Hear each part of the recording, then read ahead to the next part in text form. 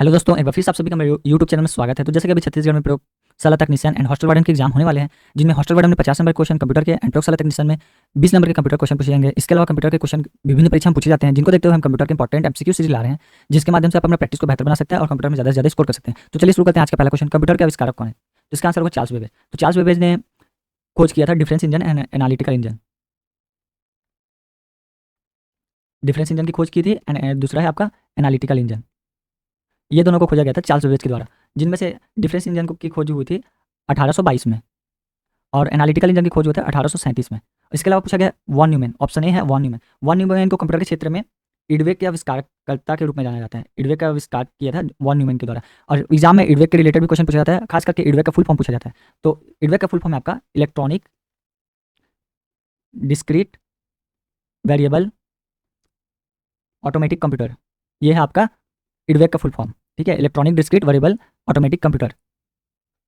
इसके अलावा option B में है जेएस किल्बी। तो जेएस किल्बी ने खोज की थी आपका आईसी चिप की। आईसी चिप की खोज जेएस किल्बी के द्वारा की थी, और आईसी का फुल फॉर्म है इंटीग्रेटेड सर्किट चिप, और इसकी खोज की थी जेएस किल्बी द्वारा, और जो कि बना होता है सिलिकॉन से। ये भी क्वेश्चन पूछा जाता है कि आईसी चिप किसकी बनी होती है? तो आईसी चिप बनी होती है सिलिकॉन की, और भारत में सिलिकॉन वैली कहा जाता है आपका बेंगलुरु को। बेंगलोर को सिलिकॉन वैली के नाम से जाना जाता है। तो चलिए नेक्स्ट क्वेश्चन देखते हैं। सबसे पहला कंप्यूटर का नाम क्या था? तो सबसे पहला कंप्यूटर का नाम था इनेक। ये भी प्रथम पीढ़ी के कंप्यूटर है, और इनेक रिलेटेड एक और क्वेश्चन पूछा जाता है कि इनेक का फुल फॉर्म क्या है? जिस प्रकार से इडवेक का फुल फॉर्म बताया था उसी प्रकार से इनेक का फुल फॉर्म है, और ये भी एग्जाम में पूछा जाता है। तो इनेक का फुल फॉर्म है आपका electronic numerical integrator and computer. तो ये है आपका इनेक का full form electronic numerical integrator and computer, ठीक है। और इनेक है आपका प्रथम पीढ़ी का कंप्यूटर, और इनेक के खोजकर्ता थे। इनके खोजकर्ता के रिलेटेड भी क्वेश्चन पूछा गया है। तो इनके खोजकर्ता दो लोग हैं, जिनमें से पहले का नाम है आपका जेपी एकर्ट एंड दूसरा है आपका जॉन मोचली।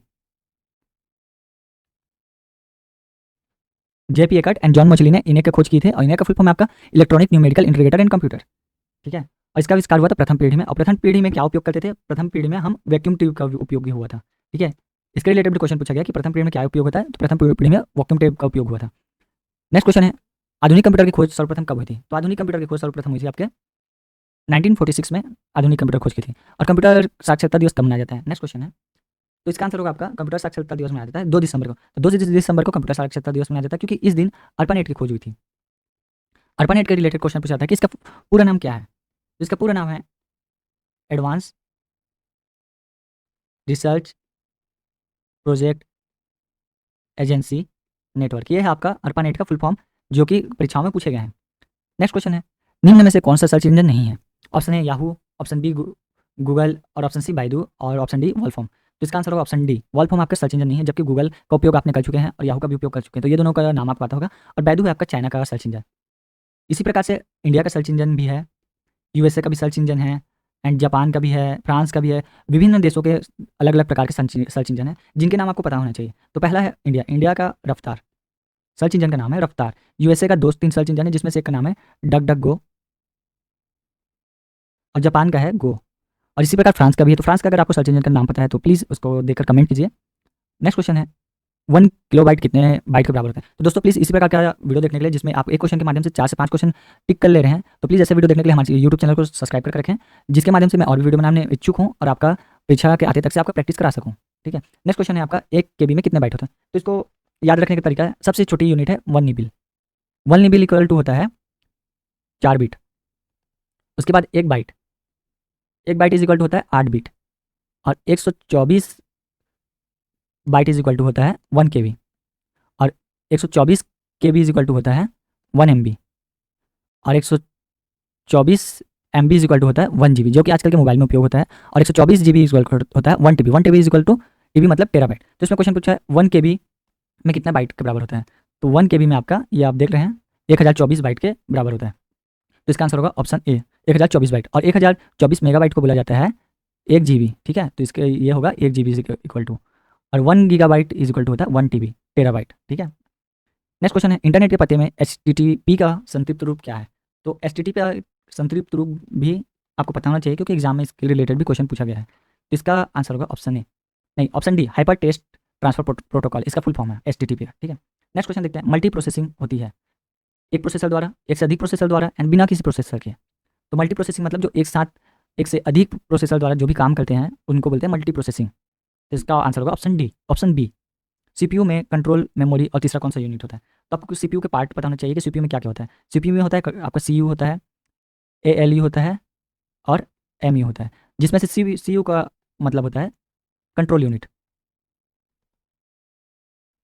और एएलयू का होता है अर्थमेटिकल लॉजिकल यूनिट, जिसमें गणितीय कार्य करते हैं।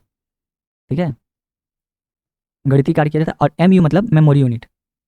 ठीक है, ये सीपीयू के भाग हैं। सीपीयू के 3 भाग होते हैं, कंट्रोल यूनिट, मेमोरी यूनिट और तीसरा अर्थमेटिकल लॉजिकल यूनिट। तो इसका आंसर होगा ऑप्शन डी। ठीक है, और नेक्स्ट क्वेश्चन है, मल्टी प्रोग्रामिंग का प्रयोग किस पीढ़ी में कंप्यूटर में शुरू किया गया था? तो आपको प्रथम पीढ़ी, द्वितीय पीढ़ी, तीसरी पीढ़ी, चतुर्थ पीढ़ी या पंचम पीढ़ी में क्या क्या हुआ था, इनको आपको पता होना चाहिए। तो प्रथम पीढ़ी में, जैसे कि मैंने प्रीवियस क्वेश्चन बताया था कि प्रथम पीढ़ी में वैक्यूम ट्यूब का उपयोग हुआ था। द्वितीय पीढ़ी में आपका हुआ था ट्रांजिस्टर का उपयोग,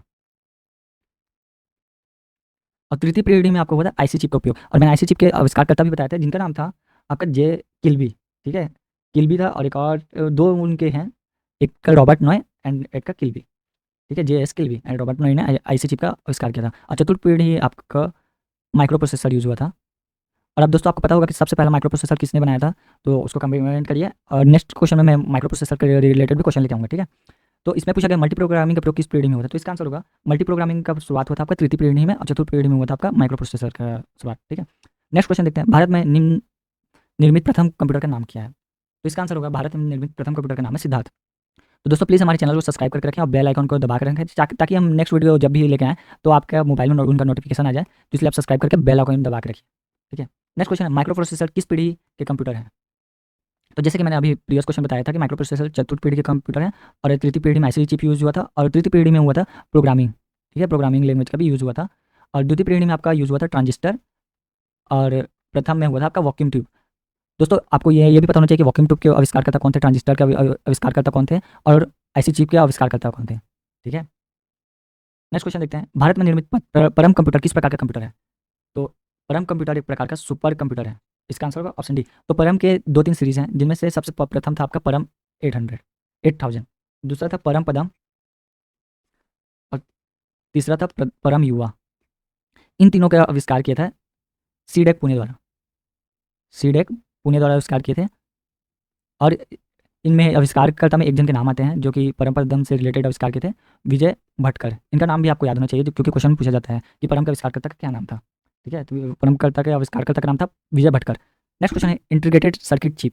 जैसे कि मैंने बताया था कि आईसी का full form integrated circuit chip होता है। का विकास किसने किया था? तो मैंने पहले भी बता चुका है कि इसका आविष्कार किया था जेएस किल्बी ने। किल्बी ने, और इसके साथ एक जन और का नाम आता है, एक जन और आविष्कारकर्ता का नाम आता है, जिसका नाम है रॉबर्ट नॉय। ठीक है, रॉबर्ट नॉय या जेएस किल्बी ने आईसी चिप का आविष्कार किया था, जो कि बनी होती है सिलिकॉन की, और सिलिकॉन की बनी होती है, और इंडिया में सिलिकॉन वैली कहा जाता है बेंगलोर को। ठीक है, नेक्स्ट क्वेश्चन देखते हैं। नेक्स्ट और लास्ट क्वेश्चन है आपका, भारत में विकसित परम सुपर कंप्यूटर का विकास किस संस्था ने किया था? तो मैंने इसका आंसर अभी भी बता के रखा है कि सीडेक पुणे द्वारा आपका परम सीरीज का आविष्कार करके रखे हैं, और इनमें आविष्कारकर्ता में नाम आता है आपका विजय भटकर का। ठीक है, और बाहर के द्वारा भी एक सुपर कंप्यूटर का आविष्कार किया था, उनका नाम अगर आपको पता है तो प्लीज़ कमेंट करके बताइए, और हमारे चैनल को सब्सक्राइब करके रखिए, और इसी प्रकार की वीडियो देखने के लिए हमारे चैनल को सब्सक्राइब कीजिए, जिसके माध्यम से मैं और भी वीडियो बना सकूँ। ठीक है, थैंक यू।